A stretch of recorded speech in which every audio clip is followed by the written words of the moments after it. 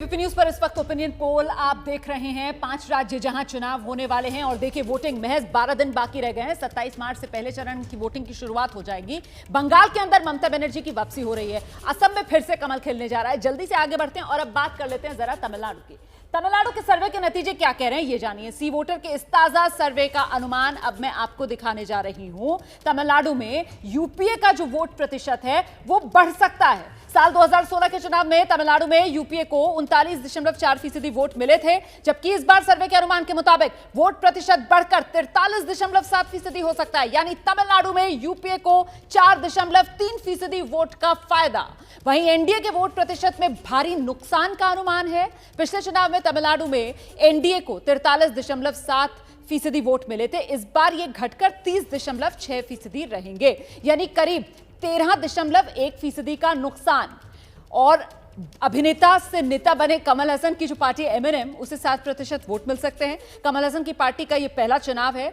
इसके अलावा एमएमके को 6.4% वोट मिलने का अनुमान है, जबकि अन्य को वोट प्रतिशत का घाटा हो सकता है। पिछले चुनाव में अन्य का जो वोट प्रतिशत है वो 16.9% रहा था। इस बार उन्हें 12.3% वोट ही मिल सकता है। और कुल मिलाकर अब वो बड़ी तस्वीर, तमिलनाडु का वो आंकड़ा क्या कहता है ये आप जान लीजिए। तो तमिलनाडु में सीटों के लिहाज से कुल 234 सीटें तमिलनाडु विधानसभा की। इसमें यूपीए के खाते में 161 से 169 सीट जाती हुई नजर आ रही है। एनडीए के खाते में 53 से 61 सीट जा रही है। एमएनएम जो कमल हसन की पार्टी है वो 2 से 6 सीटें जीत सकती है, पहला चुनाव लड़ रही है। एएमएमके जो है 1 से 5 सीट जीत सकती है। अन्य के खाते में 3 से 7 सीट जाने का अनुमान है। तो यूपीए मतलब डीएमके और एनडीए मतलब एआईएडीएमके। तो अभी तक एआईएडीएमके जो 2 बार से वहां पर सत्ता में थी, इस बार एंटी इनकम्बेंसी दिबांग यह एंटी इनकम्बेंसी है और जिस तरह से तालमेल हुआ है और वहाँ लगातार ये सत्ता बदलती भी रहती है। ये बड़ा चुनाव है जिसमें जयललिता भी नहीं होंगी, करुणानिधि भी नहीं होंगी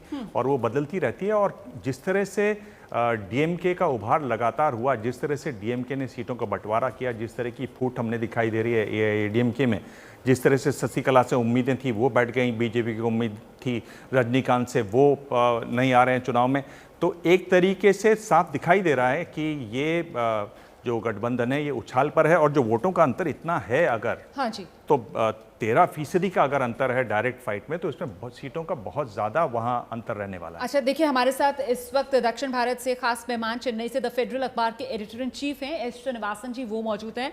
तो श्रीनिवासन सर, मैं आपसे समझना चाहती हूँ सर, ये जो प्रोजेक्शन सामने निकल कर आया है सी वोटर के ओपिनियन पोल का, इसे एआईएडीएमके के बिखराव के तौर पर समझा जाए या फिर ये डीएमके की मेहनत जो स्टालिन की लीडरशिप में डीएमके ने की है, जिस तरीके से उसने फाइट किया, कंसोलिडेट किया खुद को, ये उसका रिवॉर्ड है जो इस बार मिलने वाला है पार्टी को? ये एआईएडीएमके का ज़्यादा बिखराव के तौर से मैं देखता हूँ। अच्छा, क्योंकि अपने आप में 4 साल पूरा कर लेना एआईएडीएमके के लिए बड़ी बात है, जबकि जयललिता नहीं थी और ये माना जा रहा था कि क्या एडपाडी 4 साल काट पाएंगे। उन्होंने उसको खूबी से निभाया, मगर उनके पार्टी के अंदर अंदरूनी इतने सारे प्रॉब्लम्स हैं कि वो उससे उभर नहीं पाए हैं। दूसरी तरफ तमिलनाडु में हमेशा ये एक वो रहा है कि एक सरकार बाहर जाती है एडीएमके की तो डीएमके आ जाती है, तो बदल बदल के दोनों ही जो कॉम्बिनेशन हैं बदलते रहते हैं। तो इस बार जो है, पिछली बार ऐसा नहीं हुआ। ये आप देखिए 1967 से 2016 तक ये ट्रेंड चला, मगर पिछली बार दोबारा जयललिता जीत गई, दोबारा एआईएडीएमके आई सत्ता में, एआईएडीएमके दोबारा आ गई थी। मगर इस बार डीएमके का वैसे भी मौका बनता है। और आप जो अपने डेटा बता रहे हैं इससे मैं काफ़ी कुछ सहमत हूँ। इस तरह के डेटा आ सकते हैं। ठीक है, यशवंत जी को मुझे लगता है आना चाहिए। सी वोटर का ये सर्वे है। तो स्टालिन साहब ने नामांकन भी भर दिया आज, मतलब रहा बिल्कुल आसान।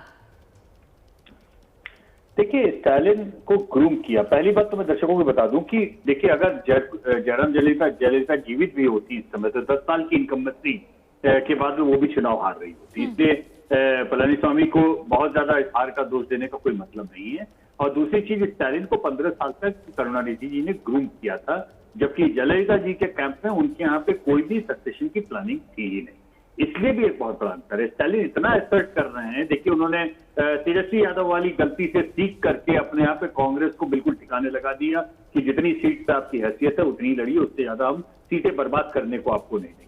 उन्होंने वाइको जैसे कद्दावर इंसान की पार्टी को भी इस बात के लिए मजबूर कर दिया कि आप चुनाव में अपने लोगों के लिए टिकट लीजिए, लेकिन वो लड़ेंगे हमारे सिंबल के। ठीक है सर। तो स्टालिन एफर्ट कर रहे हैं और स्टालिन की ग्रूमिंग हुई है। मुझे लगता है कि वो कैंप इस समय बहुत क्लियर कट जीत की ओर आगे बढ़ा। बिल्कुल, तो डीएमके जो है वो सत्ता में वापसी करेगा इस बार तमिलनाडु में।